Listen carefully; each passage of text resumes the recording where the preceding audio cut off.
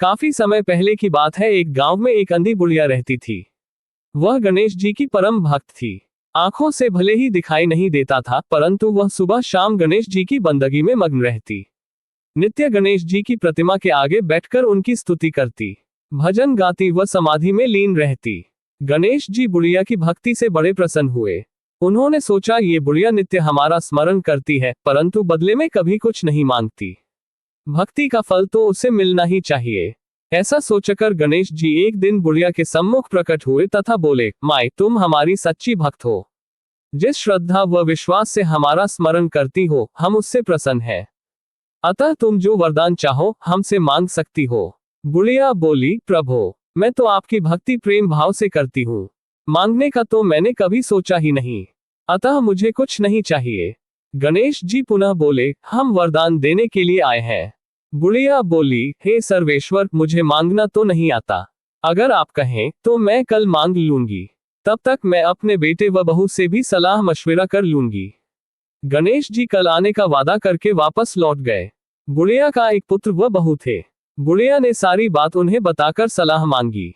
बेटा बोला, माँ, तुम गणेश जी से ढेर सारा पैसा मांग लो, हमारी गरीबी दूर हो जाएगी, सब सुख चैन से रहेंगे। बुढ़िया की बहू बोली, नहीं, आप एक सुंदर पोते का वरदान मांगे। वंश को आगे बढ़ाने वाला भी तो चाहिए। बुढ़िया बेटे और बहू की बातें सुनकर असमंजस में पड़ गई। उसने सोचा, ये दोनों तो अपने अपने मतलब की बातें कर रहे हैं। बुढ़िया ने पड़ोसियों से सलाह लेने का मन बनाया। पड़ोसन भी नेक दिल थी। उसने बुढ़िया को समझाया कि तुम्हारी सारी जिंदगी दुखों में कटी है, अब जो थोड़ा जीवन बचा है वह तो सुख से व्यतीत हो जाए। धन अथवा पोते का तुम क्या करोगी?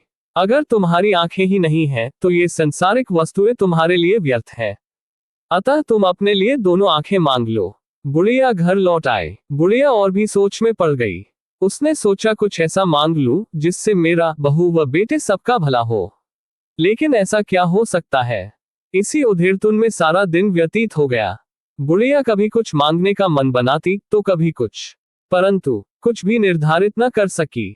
दूसरे दिन गणेश जी पुनः प्रकट हुए तथा बोले, आप जो भी मांगेंगे वह हमारी कृपा से हो जाएगा, ये हमारा वचन है। गणेश जी के पावन वचन सुनकर बुढ़िया बोली, हे गणराज, यदि आप मुझसे प्रसन्न हैं तो कृपया मुझे मन इच्छित वरदान दीजिए। मैं अपने पोते को सोने के गिलास में दूध पीते देखना चाहती हूँ। बुढ़िया की बातें सुनकर गणेश जी उसकी सादगी व सरलता पर मुस्कुरा दिए। बोले, तुमने तो मुझे ठग ही लिया है। मैंने तुम्हें एक वरदान मांगने के लिए बोला था, परंतु तुमने तो एक वरदान में ही सब कुछ मांग लिया। तुमने अपने लिए लंबी उम्र तथा दोनों आंखें मांग ली हैं। बेटे के लिए धन व बहू के लिए पोता भी मांग लिया। पोता होगा, ढेर सारा पैसा होगा, तभी तो वह सोने के गिलास में दूध पिएगा। पोते को देखने के लिए तुम जिंदा रहोगी, तभी तो देख पाओगी। अब देखने के लिए दो आंखें भी देनी ही पड़ेंगी। फिर भी वह बोले, जो तुमने मांगा वे सब सत्य होगा। यूं कहकर गणेश जी अंतर्ध्यान हो गए। कुछ समय पाकर गणेश जी की कृपा से बुढ़िया के घर पोता हुआ। बेटे का कारोबार चल निकला तथा बुढ़िया की आंखों की रोशनी वापस लौट आए।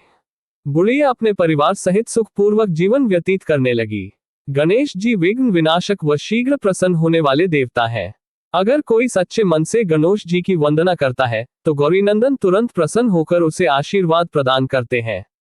वैसे भी गणेश जी जिस स्थान पर निवास करते हैं, उनकी दोनों पत्नियां रिद्धि तथा सिद्धि भी उनके साथ रहती हैं। उनके दोनों पुत्र शुभ व लाभ का आगमन भी गणेश जी के साथ ही होता है। कभी कभी तो भक्त भगवान को असमंजस में डाल देते हैं। पूजा पाठ व भक्ति का जो वरदान मांगते हैं वह निराला होता है।